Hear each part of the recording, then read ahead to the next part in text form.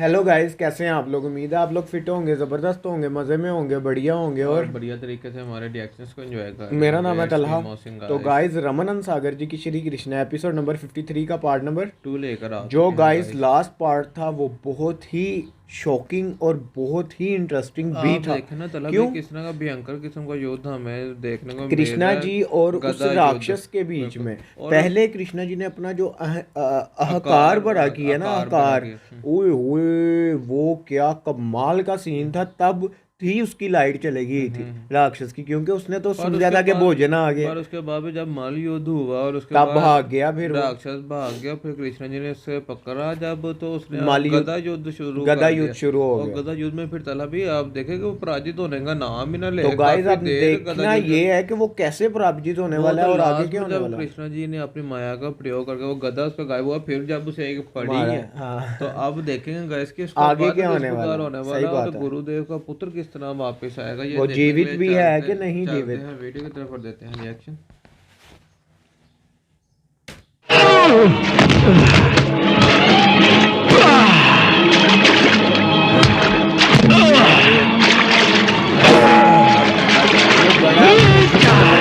कृष्ण को पकड़ के ले दिखाते हैं ना, कृष्ण को उसके हाथ कटे हुए होते हैं। तलवार। यार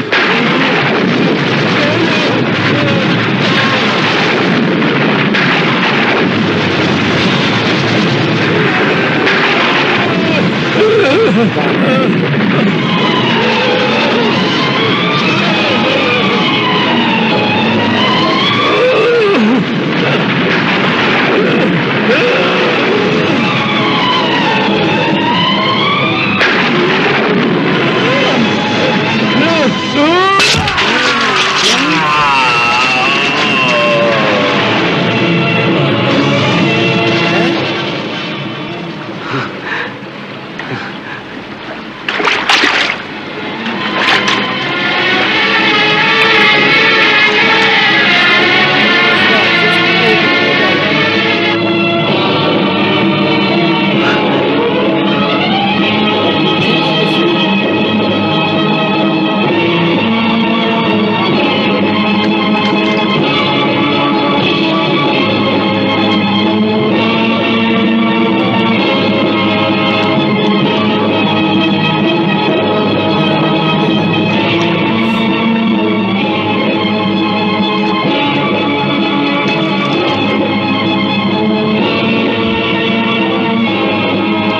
उस राक्षस की पेट में ले जाएगा क्या?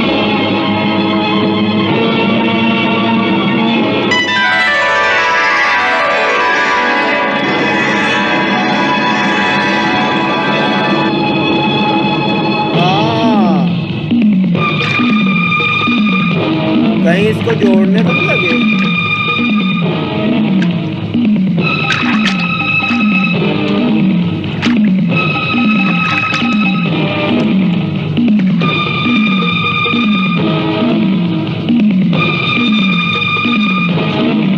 इसके पेट में तो पुनर्दत्त की हड्डियां भी नहीं हैं। इसे वृथा ही मारा। वृथा नहीं, वास्तव में इसके उद्धार का समय आ गया था। तो हाँ, फिर अब क्या?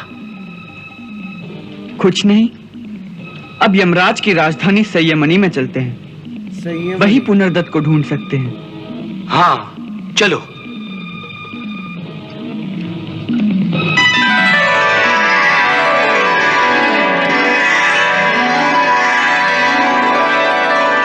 दाऊ भैया, हम्म। ये शंख कितना सुंदर है। देखें, इसकी ध्वनि कैसी है। हाँ,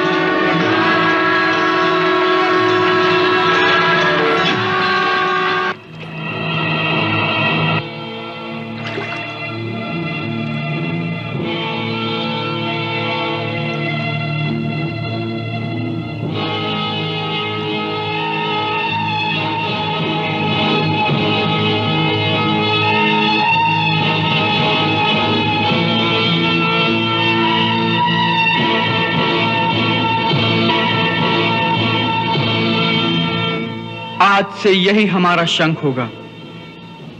प्रत्येक युद्ध में इसी के साथ हम युद्ध घोष करेंगे।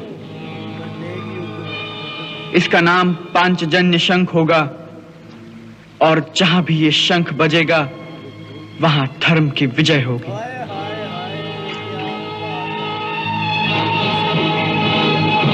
चलो अब यमराज जी के पास चलते हैं।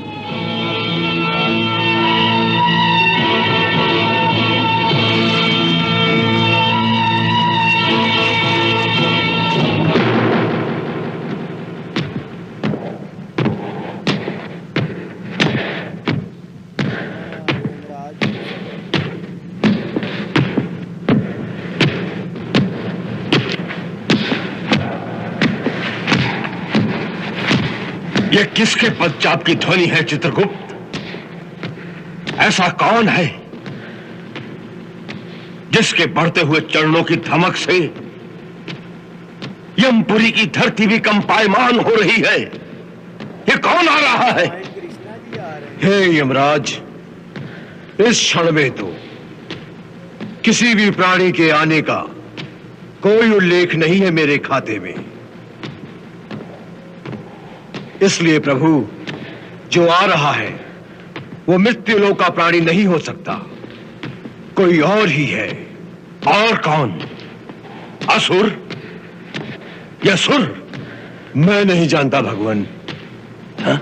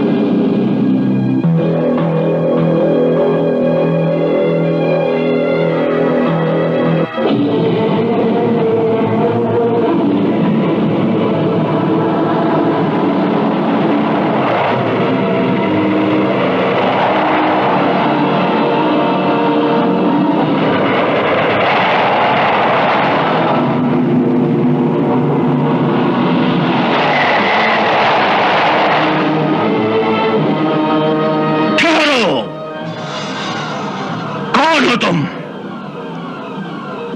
जो यमदूत तुम्हें यहां लाया है वो कहां है? हमें कोई यमदूत नहीं लाया, हम स्वयं आए हैं। स्वयं आए हो? यह कैसे हो सकता है?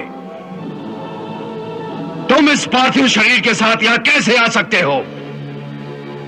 कोई प्राणी अपने जीवित शरीर के साथ यहां तक नहीं पहुंच सकता। केवल मरने के पश्चात ही जीवों को यहां लाया जाता है। परंतु हम तो कभी मरते ही नहीं, इसीलिए ऐसे ही आना पड़ा। अब आ गए हैं तो हमें अंदर आने दो। मूर्ख बालकों, तुम समझते क्यों नहीं? यह यमपुरी है, कोई बच्चों के खेलने का स्थान नहीं। परंतु हम खेलने नहीं आए हैं, हम तो यमराज जी के दर्शन करने आए हैं। मुझे तुम्हारे भोलेपन पर बड़ी दया आती है। जाने किसने तुम्हें बहकाकर यहां तक पहुंचा दिया है। अरे भोले बालकों, तुम समझते क्यों नहीं? इस पार्थिव शरीर के साथ भगवान यमराज के दर्शन नहीं हो सकते। केवल मरने के बाद ही जीवों को उनके दर्शन होते हैं। यदि मरने के पश्चात ही उनके दर्शन हो सकते हैं तो भैया हमें मार ही डालो। परंतु हम तुम्हें नहीं मार सकते। क्यों? क्योंकि कोई भी किसी भी प्राणी की मृत्यु अपनी इच्छा से जब चाहे नहीं कर सकता। बिल्कुल। हर प्राणी की मृत्यु का समय निश्चित होता है, और जब वो निश्चित समय आता है तभी काल भगवान की आज्ञा से यमदूत उस प्राणी के प्राण हर लेते हैं। इससे पहले तो यमदूत भी उसे नहीं मार सकते। फिर तो समस्या बड़ी गंभीर हो गई। तुम हमें मार नहीं सकते और मरे बिना हम अंदर नहीं जा सकते। तो एक काम करो, यदि हम अंदर नहीं जा सकते तो यमराज जी से कहो कि वे ही बाहर आ जाएं। क्योंकि हमारा उनसे मिलना परम आवश्यक है। कैसी असंभव बातें कर रहे हो? उन्हें कैसे बुला सकते हैं? तो आप नहीं बुला सकते उन्हें? नहीं। तो यदि आज्ञा हो तो हम उन्हें बुला लें। बुला लो, यदि बुला सकते हो तो। तो गाइस यहाँ ख़त्म हुआ ये पार्ट भी बहुत इंटरेस्टिंग था। लेकिन आप ये देखो कि उस राक्षस का उद्धार होने वाला था, उसका समय आ गया था, कृष्णा जी ने उसका उद्धार किया, लेकिन वो उसने पुनर्दत्त को नहीं खाया था, क्योंकि उसमें वो जो बलराम जी हैं इसमें तो उनकी हड्डियां भी नहीं हैं बिल्कुल।